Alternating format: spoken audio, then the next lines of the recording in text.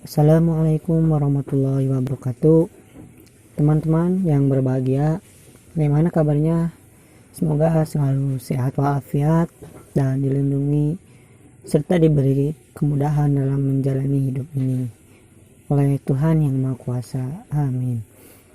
Teman-teman, di sini saya akan sedikit sharing mengenai kebajikan, nilai, moral, dan karakter yang terkait dengan mata kuliah umum pendidikan Pancasila. Ya, langsung saja teman-teman. Teman-teman pastinya sudah tahu kan bahwa Pancasila itu merupakan dasar negara serta hukum tertinggi di Indonesia yang memuat nilai-nilai serta moral yang terkandung dan dijadikan menjadi 5 sila gitu ya. Ada 5 sila.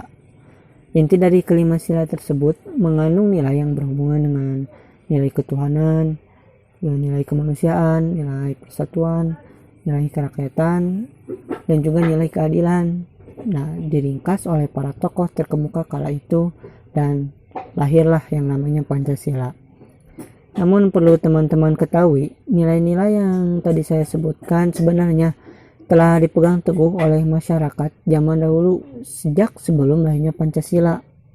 Nah, kemudian para tokoh Indonesia membuat dasar-dasar filsafat negara yang dirumuskan menjadi Pancasila, yang mana Pancasila ini nilai-nilainya itu sangat terikat dengan nilai-nilai leluhur nenek moyang Indonesia. Dalam mata kuliah umum pendidikan Pancasila ini kita diajarkan akan nilai-nilai apa saja yang terkandung dalam Pancasila, kemudian kita mengimplementasikannya.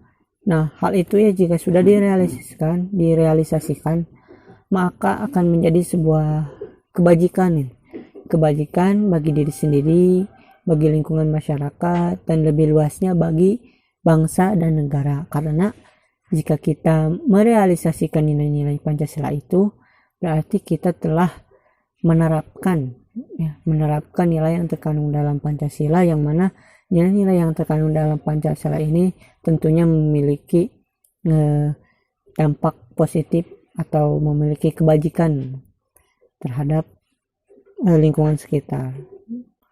Kemudian jika ditilik dari masalah yang sering terjadi di negara Indonesia, baik itu masalah ekonomi, masalah pemerintahan, masalah infrastruktur, jika dilihat dari sudut pandang perilaku warga negara Indonesia sendiri, ini ada faktor lain dari perilaku warga Indonesia sendiri, yaitu kurang sesuainya perilaku warga Indonesia dengan standarisasi moral pemahaman Pancasila. Yang seperti kita ketahui, seharusnya moralitas masyarakat Indonesia itu kan harus mencerminkan kandungan nilai dari Pancasila itu sendiri. Namun fakta di lapangan masih ada beberapa masyarakat yang perilakunya itu masih tidak bermoral, materialisme, hedonisme, pragmatisme. Ini bisa jadi karena kurangnya penerapan dari Pancasila itu sendiri. Bisa juga karena faktor eksternal pengaruh budaya lainnya, seperti tontonan yang kurang berkualitas yang dijadikan tuntunan bagi masyarakat yang kurang dalam menanggapi hal-hal yang seperti itu. Kekerasan, pembunuhan, perampokan, narkoba. Tentunya hal ini kan sangat bertolak belakang dengan pemahaman yang diajarkan melalui pendidikan Pancasila. Kemudian itu dari segi masyarakatnya ya. Dari segi pejabatnya juga jika dilihat contohnya seperti korupsi. Korupsi seolah-olah telah menjadi hobi bagi pejabat dari generasi ke generasi. Meskipun tidak semua pejabat, tapi ya yang namanya 1 atau 2 orang kan pejabat itu pasti ada saja yang korupsi.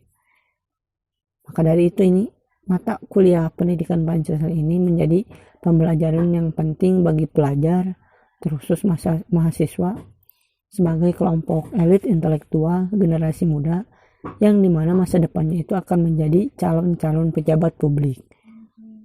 Nah, jika dari generasi ke generasi semakin baik dalam memahami serta mengimplementasikan nilai-nilai Pancasila, maka hal itu dapat mereduksi masalah-masalah yang tadi saya sebutkan. Dengan begitu, selain membentuk moral serta karakter yang baik, Mata kuliah umum pendidikan Pancasila juga dapat menjadi sarana dalam menilai sejauh mana generasi muda atau mahasiswa dalam menerapkan serta mempertahankan nilai-nilai Pancasila melalui proses pembelajaran, melalui proses peningkatan pengetahuan, terus kepribadian, agar mampu berkontribusi dalam pembangunan bermasyarakat, berbangsa, dan bernegara. Mungkin sekian saja voice dari saya. Semoga bermanfaat bagi teman-teman dan menjadi motivasi untuk kedepannya. Mohon maaf apabila ada salah-salah kata. Wabillahi taufiq wal hidayah. Wassalamualaikum warahmatullahi wabarakatuh.